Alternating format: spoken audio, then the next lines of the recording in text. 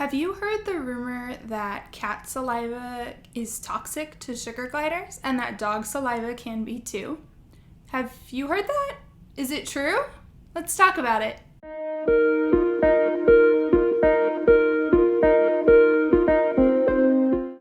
Hi! Welcome back to my channel. My name is Morgan. I'm an approved vendor and a sugar glider mentor. I have 4 sugar gliders of my own, and I talk about all things sugar gliders here on my channel. If you like content like this, be sure to click the subscribe button so you don't miss any of my content.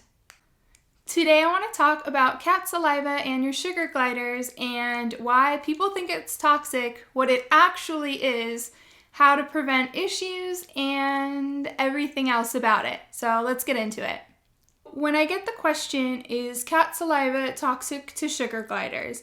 When you think about toxic and the actual definition of the word, the answer is no. It is not poisonous to sugar gliders. Is it extremely dangerous? Yes. However, cat saliva is not the only mammal that is extremely dangerous for sugar gliders to come into contact with. Rabbits and dogs are also for the same reason. However, cats have a higher instance of causing this. So let's talk about what actually is going on in cat saliva and why it's considered dangerous. So cat saliva, along with dogs and rabbits, they carry a bacteria strain. So all saliva, human, sugar gliders, everything carries bacteria strains, multiple ones. It's on our teeth, it's in our saliva, it's from plaque. And however, cats carry a strain called Pasteurella multocida. So Pasteurella multocida is a particularly aggressive strain of bacteria that is carried in some mammals that are domestic pets, and there are certain concentrations and certain domestic pets that are considered to, number 1, be more likely to carry it, and number 2, potentially carry higher concentrations of it. So in cats, it's considered that 70 to 90% of cats will have Pasteurella. And the problem is when you get a bite of any kind, especially if you've had a cat bite before, but any kind of bite, what happens is there is bacteria on the teeth, there is bacteria in the saliva. And what happens is a bite is a puncture. So when the tooth comes down, it takes all of the bacteria on that tooth, brings it now to the surface of the skin and punctures it through the surface of the skin. And what can happen about that is now all of that bacteria that was in the mouth of the animal that now bit you is now inside of your open wound. So what happens with that is, especially if it breaks the skin, what can happen now is as you break capillaries on the way down because of that sharp tooth, the bacteria can potentially gain access to the blood system. And what happens is, so it can cause what's known as an abscess. Anytime that there is an opening down into the skin, so whether it's like pocketing where some skin has been pulled away from the muscle, or whether or not there's just a deep puncture down in there, and that now allows access for bacteria that wouldn't have access to that normally to start to reproduce and thrive. So that's what can cause an abscess. So what happens is if you get an abscess from that, or it's allowed access to the bloodstream, that can lead to a really dangerous form of infection called sepsis.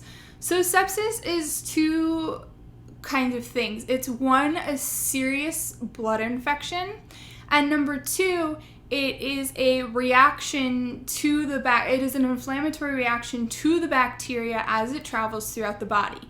So the problem with sepsis is it allows access to the bacteria, it allows the bacteria access to all of the different organs, and it also sets off a really heavy inflammatory reaction that can cause other things as well, but we're not going to go into those today. But that is those are the main problems that we think about with sepsis.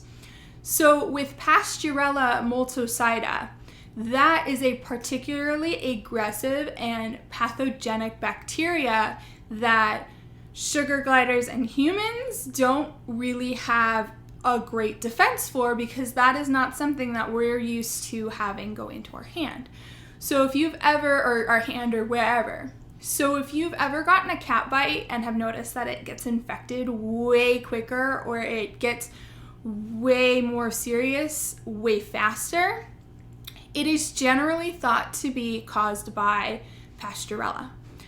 So there, and my figures might be off. You may be able to find different figures online. This was just by my research, but 30 to 50% of dogs can also carry Pasteurella. And rabbits also have been known to carry Pasteurella. So with sugar gliders especially, they're much smaller, much more compact than like we are as humans. So the thing is, with Pasteurella, it can actually cause massive and widespread infection like very, very quickly, like within a few days. So imagine now taking our body mass and thinking about it on a sugar glider scale, how fast that can now cause an issue into the rest of the body. Now let's say you have a cat that's super friendly and just likes to lick your sugar glider.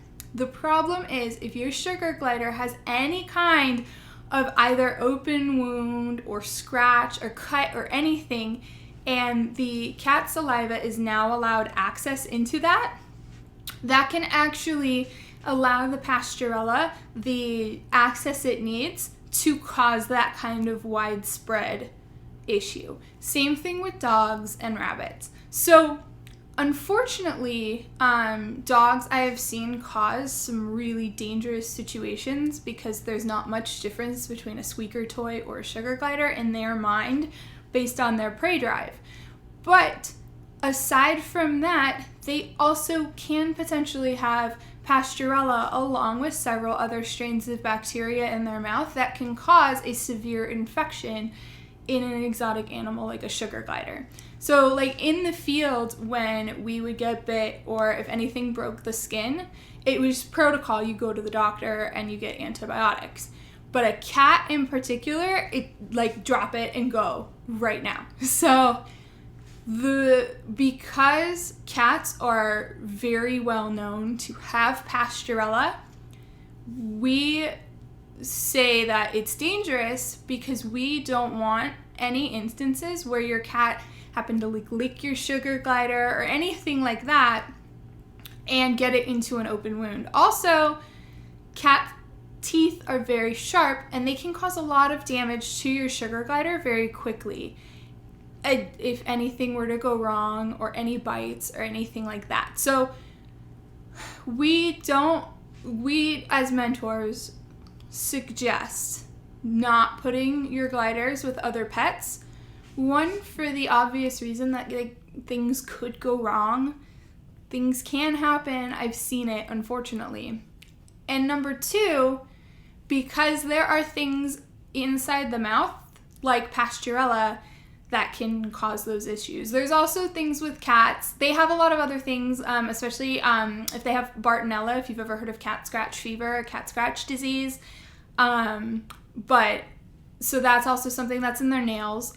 So if you happen to scratch, it's from them using their litter box and if they happen to get feces on their nails and they have Bartonella, that can actually, it's pretty crazy. We're not going to go into that today. Let me know if you want me to go into all the different things like that. But as far as this video is concerned, cat saliva is not toxic, as in it is not poisonous. It will not poison your sugar glider.